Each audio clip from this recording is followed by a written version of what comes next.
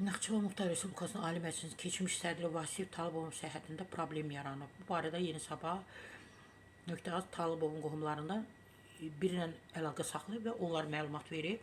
Qohumunun sözlərinə görə Vasif Talıbovun səhhətində olan problemlər son bir neçə ayda özünü daha qabarıq şəkildə göstərməyə başlayıb. Ötən həftə isə keçmiş rəhbərin sağlıq durumu daha da pisləşib. Şəxsi həkim onu evində müayinə edəndən sonra xəstəxana şəraitində müalicə almasını vacib olduğunu bildirib. Amma Talıbov Naxçıvanda fəaliyyət göstərən tibb müəssisələrinə getməkdən imtina edib. Qohumu deyib ki, sabiq sədr xaricdə müalicə olunmağa üstünlük versə də bu arzusunu reallaşdıra bilməyib. Bakı onun ölkəni tərk etməsinə imkan verməyib.